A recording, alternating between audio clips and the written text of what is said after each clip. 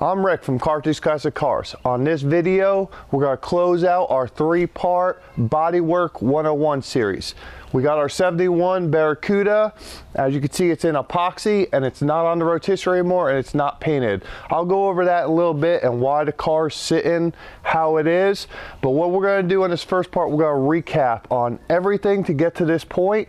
The point of the video when I started it was just basic bodywork.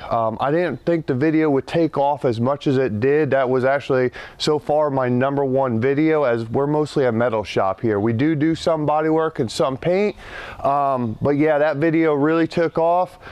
This car does look good.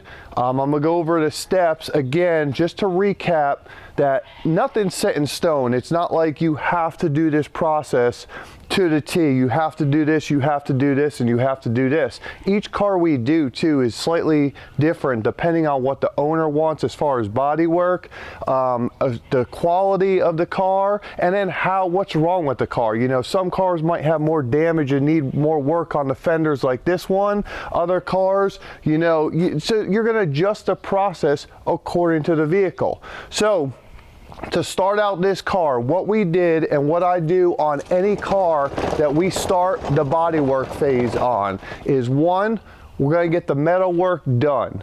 The car is going to be stripped down to bare metal. I personally don't think that's even an option if you're doing the restoration world. So everything I'm talking right now pertains 100% to the restoration, show car, higher quality work. So always strip the car down to bare metal. Like I said, you want to know what your base is. If your base isn't adhered properly or you got rust under it, doesn't matter what you do and how good the top of the top coats are. If the base lets go, everything else is done after that. So if you go back before to the lead video, this car was stripped down to bare metal. We did do the lead channels in actually lead. You do not have to do that. I have used fiberglass reinforced kitty hair. I used all metal before. Evercoat makes a good product on that. So the main thing is, in those areas, I would put that stuff down on bare metal, as it could have adhesion problems with epoxy primer. So once you get the lead channels roughed in, they don't have to be perfect with the kitty hair, all metal, or if you use lead, the next thing you're going to do is we're going to seal the whole car in the base metal of epoxy primer. I know there's DTMs and everything else, direct to metal, if you don't know what that is. I don't use a DTM product as far as, I mean, we could use a DTM, a VP2050 or something on top of epoxy primer. I don't think there's an issue with it, but my opinion now, and I think more and more people are going to it, it's like a 2-in-1 shampoo, you know.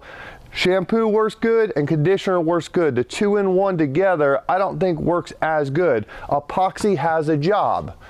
It's to seal out water, seal everything up, keep your metal protected.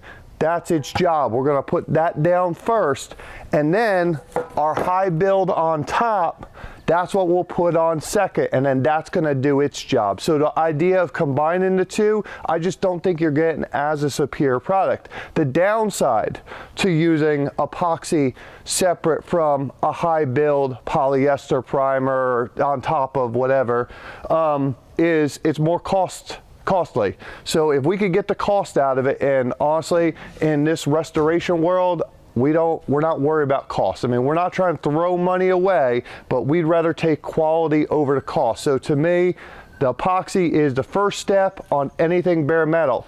I don't put filler on bare metal. We went over that. The same reason why I think filler is a sponge. All these other products, whether it's a 2K, whether it's a high build polyester primer or just filler, it's a sponge. It absorbs stuff. So the whole point to it, you don't want absorbing stuff on bare metal. It's gonna cause rust. So epoxy goes down first on top of the bare metal. We're gonna give it 3-4 days. I like to go out of the epoxy flash window if we're gonna cover this whole car in filler. You don't have to. So what I like to use on the next step would be our Evercoat Rage Ultra. So far, I really like it. I think it sands good. Why we're covering this car in Rage Ultra? It's basically a cost thing. We could sit there and put a couple gallons, you know, slick sand on here, let it shrink down, fill it again, slick sand it. We could fill the whole car with dolphin glaze. You can do whatever you want to build this car up, but slick sand and other products are more expensive for this, for the quality and the shrink rate. So what we're doing, we're stepping down the products and their build qualities, the build as much high build as they have, and that's why we use our filler first. Could you skip the filler step? This I have on other cars. This car, I feel, with panel to panel, which we know panel to panel cars are gonna need more filler. No matter how good the metal work is, it's just hard to get every square inch of this door, jamb to quarter, lined up without using filler. If you don't care about that and your metal works perfect, like I said, we got a car we're gonna be doing in the future, we'll go over at the end, the next Bodywork car. That one, we're gonna skip covering the whole car. So this is just a guide on when to do it, what you want, and how to do it. So this car, since we want everything looking down laser straight, we covered the whole car with our Rage Ultra. What we do, when we cover it, like I said, we scuff the car, the epoxy, 3 days later, 120 grit. We're following the TDS, technical data sheet, on each of these products. We're gonna scuff it down 120. We're gonna apply this in small sections, workable sections. So like you saw on the first video, we covered just this area. I'll use tape and everything to guide it in. We're gonna fill it in there, and what I'm trying to do, I'm trying to sand right away. I'm trying to block it down as soon as I can before it really starts getting harder. The longer you wait, the harder it's gonna get, and the more you're gonna fight it coming off. You're still gonna be able to sand it, you're gonna just go through more sandpaper, everything else. With the Rage Ultra, I'm sticking between 80 and 100 grit. We're trying to aggressively get that stuff back off, and we're shaping the car. We're getting our basic shape to it. There's gonna be scratches in it. We're okay with that. We're gonna take that on the next step. So this is more efficient in doing it that way. With the blocks, you saw I use all kind of different blocks. I don't think there's one block. You're not gonna pick up a block and say, hey, this is the magic block, all I need is this, and this car is gonna be perfect. It's how you use them.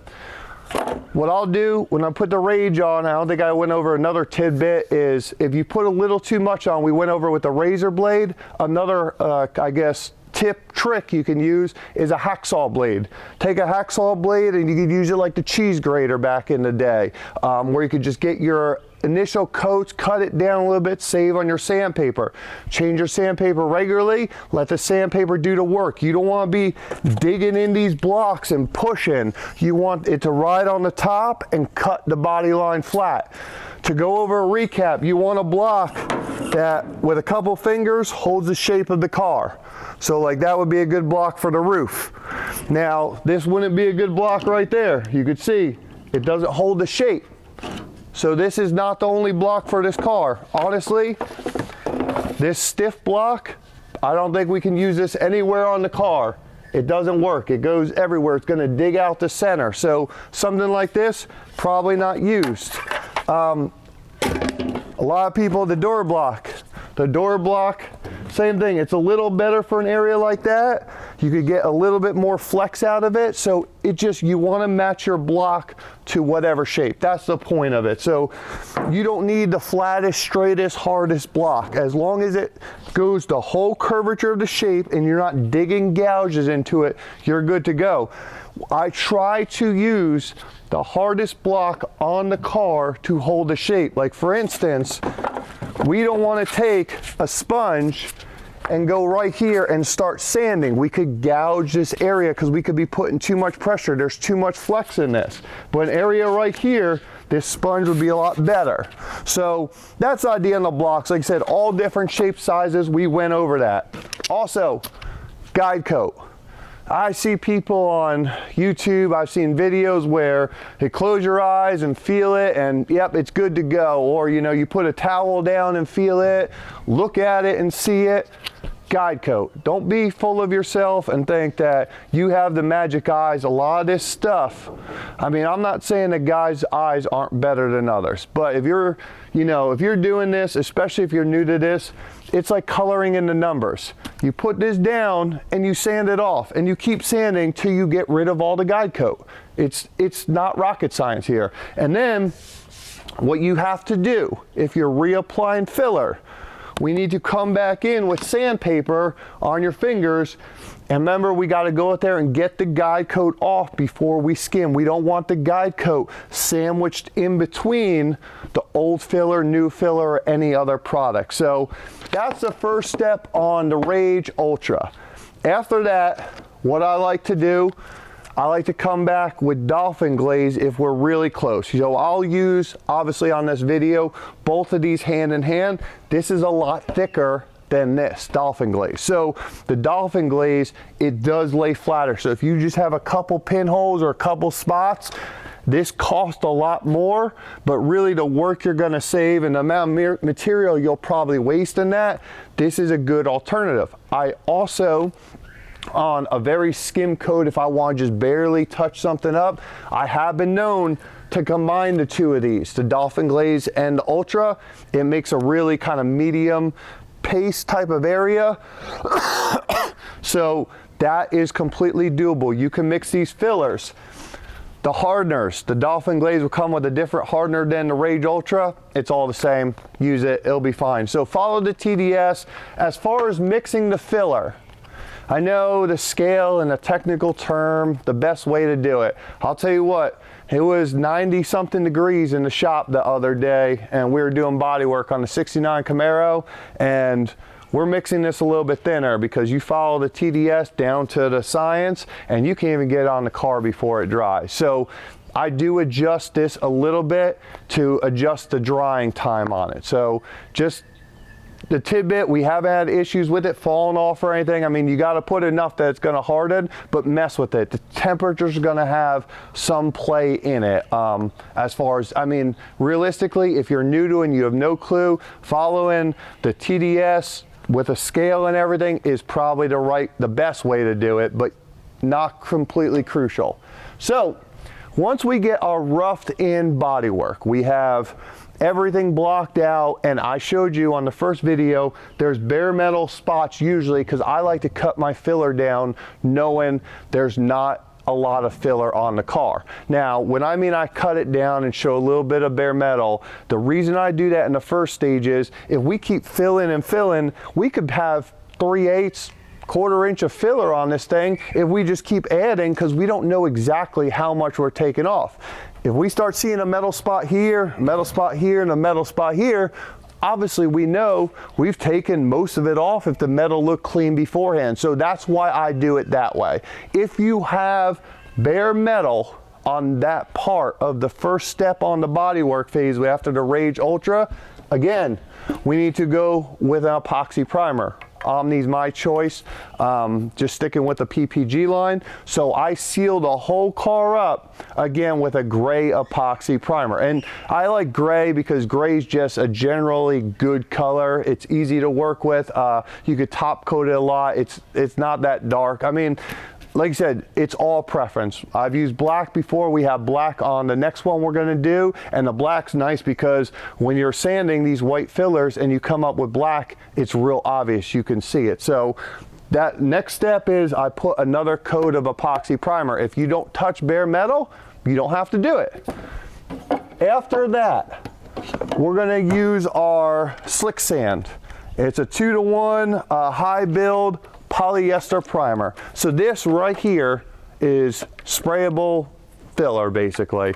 So we're gonna put 2 coats of that on there, and what that's going to do after our epoxy, and I like to do the chemical bond on that. So I'll spray the epoxy, wait about an hour, we're within the bonding window, and we'll go right to the Slicksand. You saw that, I believe that was video, at the end of video 1, I believe it was, we put it in the Slicksand. So we put it in the high build Slicksand, you could see it, it just looks like the whole car's covered with a thin coat of filler. It gets in everything.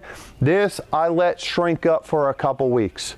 Follow the TDS on it, You're gonna let it shrink up, and now you have filler on the whole car. This is where we're gonna come back and we're gonna dial in and start really fine tuning it. The goal, I'm not saying this doesn't happen, is once we surpass the Rage Ultra step, we're trying not to go back to that. The Slicksand, you should have all that dialed in that we hit it with the Slicksand one time, and then maybe we use a little bit of Dolphin Glaze on a couple spots we miss, but that should be it. This Slicksand should be enough to take everything else level down, and the blocking's exactly the same. You're gonna grab your blocks. What we're gonna do with the Slicksand is, I really like to be about, I follow the TDS, but sometimes I like to start with about 150, work my way to about 220. I think that's a good step on the Slicksand. The blocking down's the same. Right away, guide coat, Slicksand, especially now, once we start getting to the finer grits. Run the Slicksand down, guide coat, sand it the same way. Once your Slicksand, what you're trying to do too with the Slicksand, you're trying not to get to bare metal. Now we don't want bare metal. We're trying to, as soon as we see our epoxy primer underneath, we stop. So with the Slicksand, we're gonna block it down, but once everything's cut down, we stop. You don't have to see the epoxy, we don't want to. So you can leave that material on, especially since we know how much since it was sprayed on or in a controlled environment. So the Slicksand goes on, everything's sprayed out, we blocked all that down without breaking through with bare metal.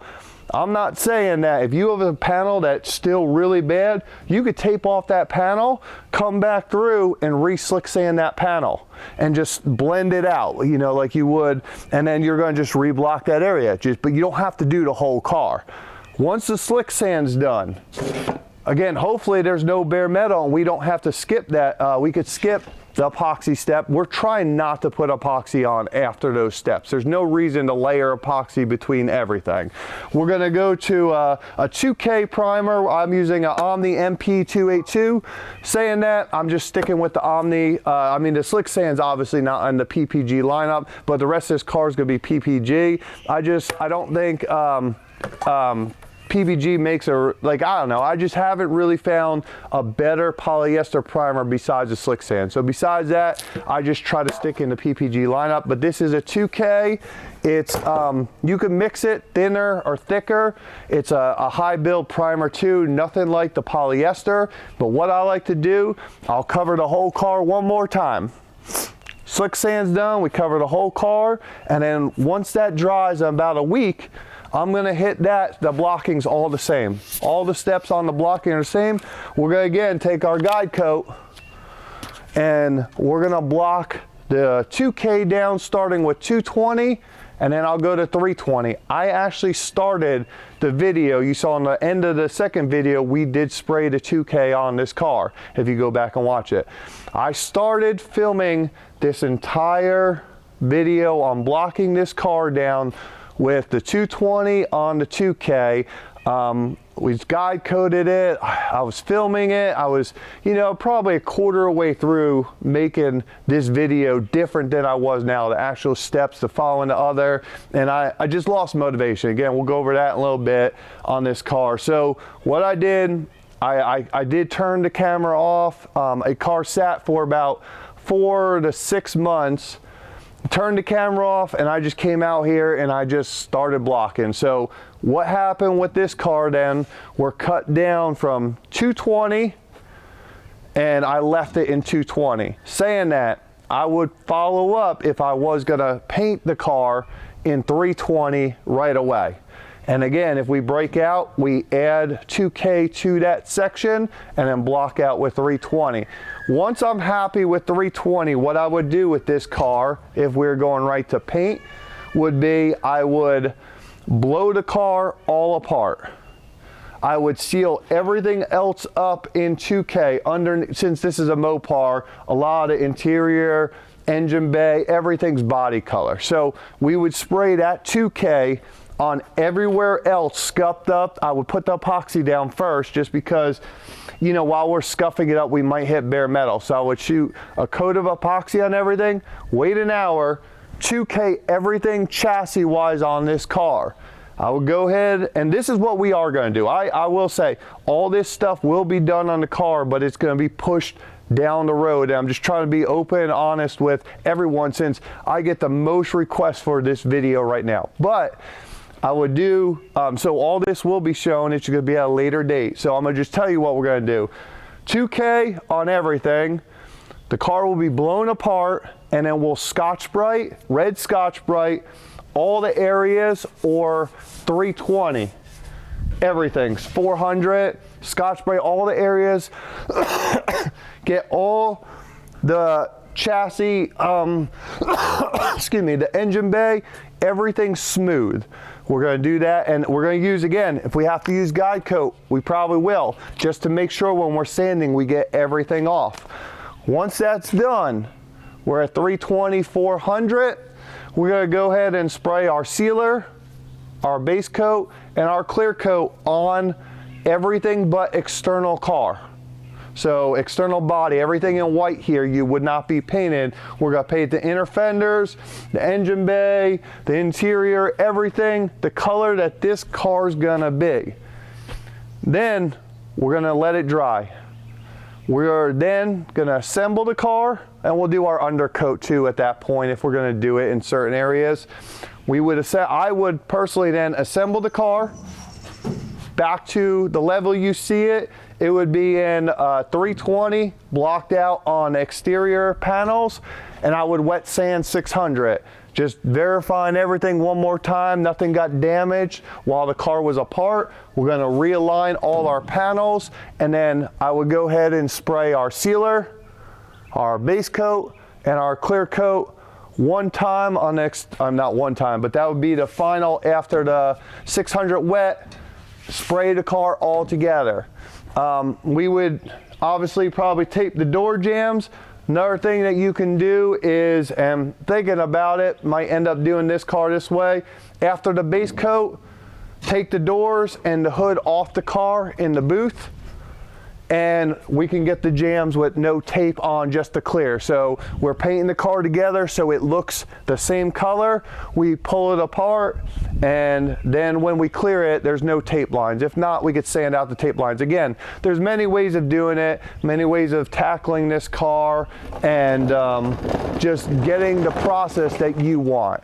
So saying that, this car, that's the story behind the car. That's the technical aspect and a summary of what's going on with this car, and you know, why we haven't done anything on pretty much our most requested videos. What I will say is I am about to, this car's off the rotisserie. We're about to take on 2 Bodywork cars right now. We were just finished up on one. We didn't film, but we're about to take on 2 Bodywork cars. 73 Challenger, which you see, that you saw on a previous video. We did all the metal work on, stripped it down, and we sprayed our slick sand on it.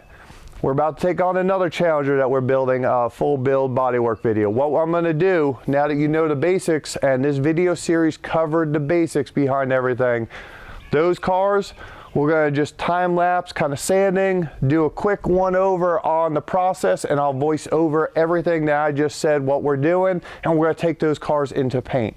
So we're going to continue on with that. It's not like we're just throwing you to win and not going to put bodywork videos out. With this car and the story behind it, this car is actually my father's car, and so we got this car, and actually this car kind of started the whole YouTube channel. So I was building these cars for many years now. I mean, at one point I've been working 2 jobs before doing this full time and everything else, you know. So I was always doing cars and everything else, and we're you know, building these kind of cars and everything. My dad's always been a big supporter. You know, most other people in my family, you know, want me to have that desk job, and like I said, I did it. I've worked for DIA, I've worked for the military, you know, all that stuff, the cubicle farm, and you know, a lot of people push me to it. My dad's always supported me in this car stuff. So while I was building a couple cars, and my dad came up about 3 years ago, and you know, he decided it was a time that he wanted me to build him a car. So we picked up this car. We found this car, like I said, it was about 4 years ago. 4 years ago when we picked it up, and it kind of sat around for a little bit, talking about what we were going to do with it. You know, he wanted something high end. He wanted over the top. At the time, like I said, I was building a couple other e-bodies and stuff, and it seemed pretty natural that he wanted an e-body. He's always been a Mopar fan. You know, 69 Charger was his dream car. I'm surprised we didn't do one of those, but like I said, he chose this car. We went up, we got it.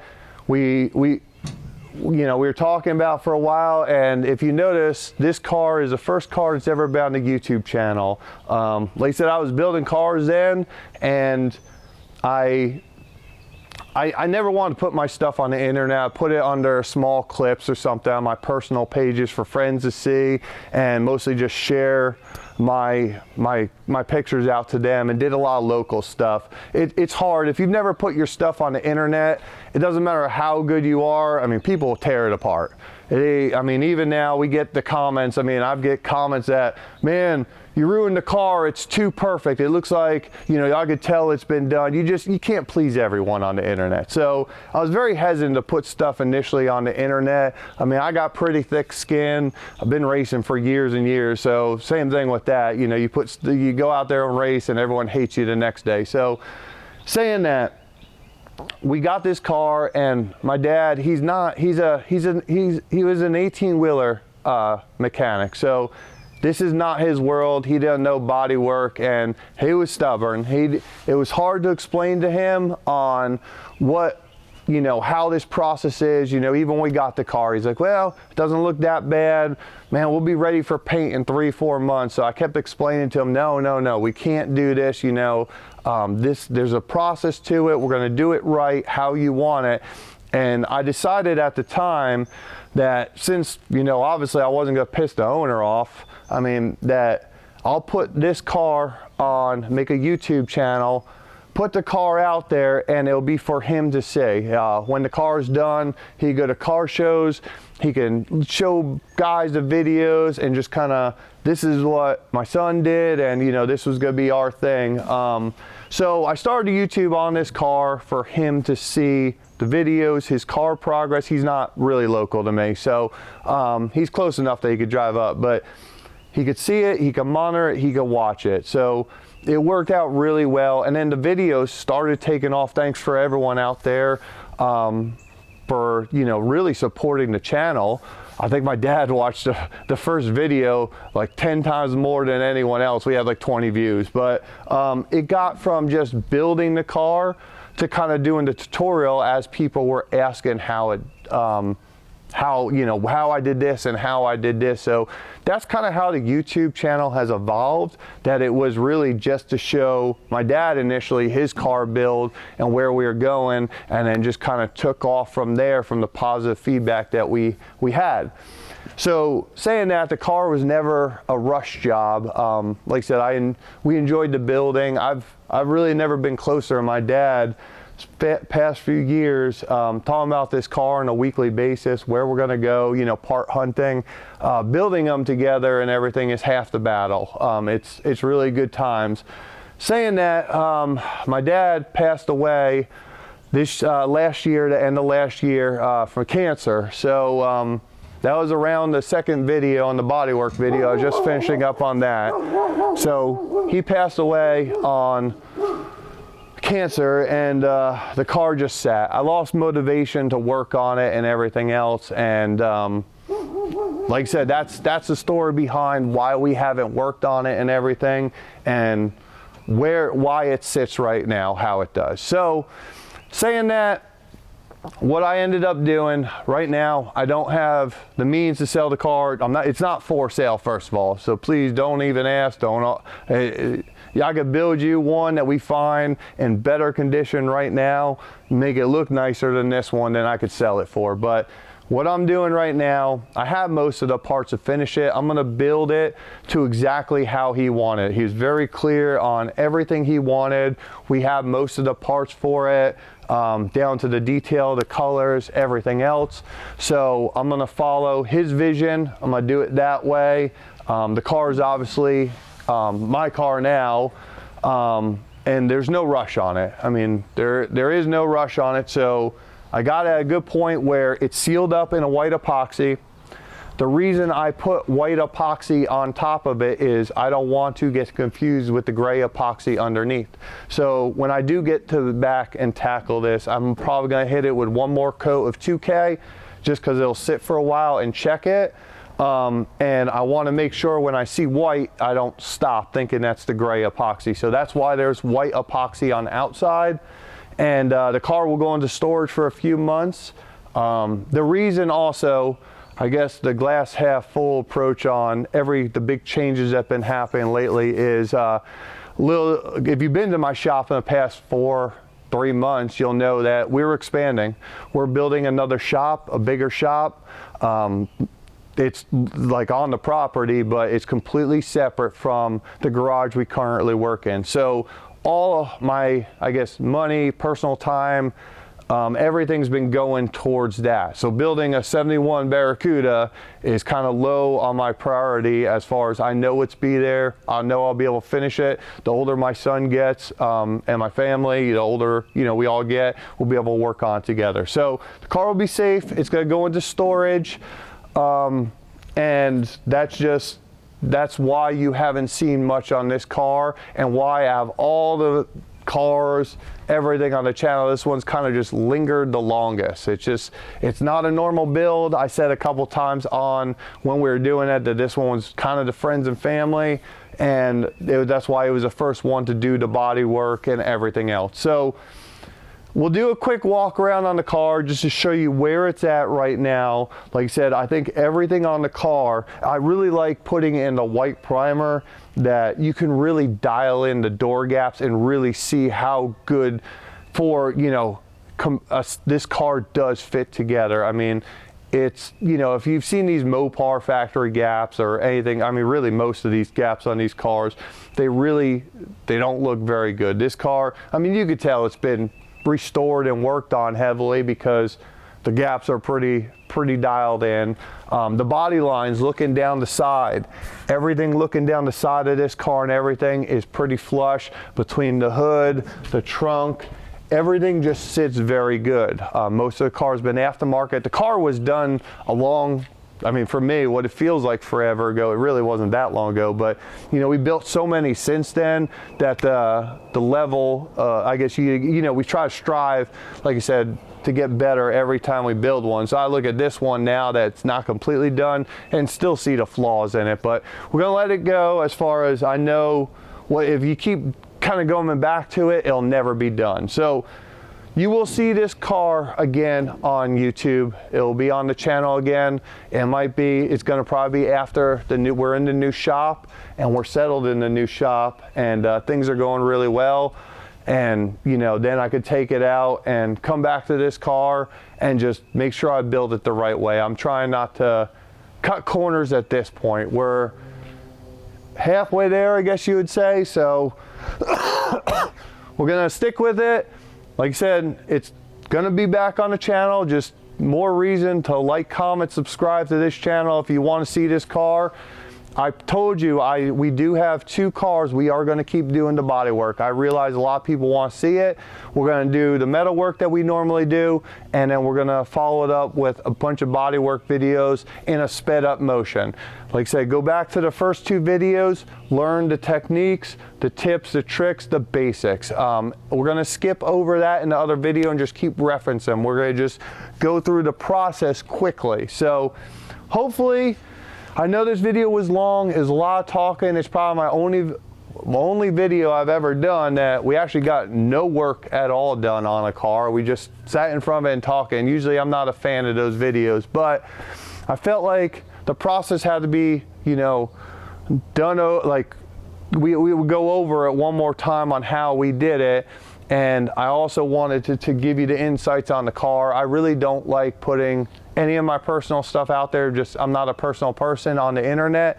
But this is one of the videos that of everything. I get all comments on a weekly basis asking like, why don't you do this? Why have you let us down, not, you know, gave us the next Bodywork video? And that's why. This is why. It's been a rough year for my family and me. If you've ever lost your parent, you know what I'm talking about. If you haven't, I mean, you're very lucky, and spend time with them, because it really does suck. So, like I said, that's the story behind everything. Please stay tuned with our channel. Thank you for everyone that has supported this. It's been one heck of a ride. I've met some of the greatest people, some awesome friends. I mean, people that now I almost call family through the internet.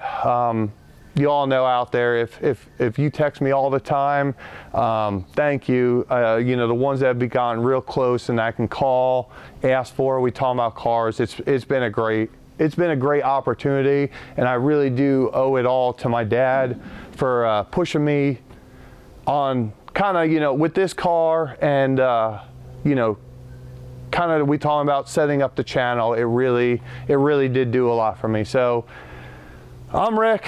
We're gonna leave the video there. Again, I think that's enough. I hate getting, you know, talking about all my problems or whatever on, and we don't have a lot of problems. Everything's going good. Everything's really good. Just I don't like getting personal on the internet. I like to just keep it work related, but that's it for the personal stuff on this car. When we do come back to the car, we're going to just get to building it, I promise. But like I said, expect a couple more weeks. We're going to start putting out a lot more videos, a lot more stuff on the building, and we got 2 more cars coming in the shop, and I think there's a good chance we're going to film both of them on the metal, and we got 2 cars that we're doing bodywork on. So we're going to try to film a little bit more, increase the channel some more, and so if you like this kind of stuff, like, comment, subscribe. And I'm Rick from Carthage Classic Cars, and we'll see you on the next video.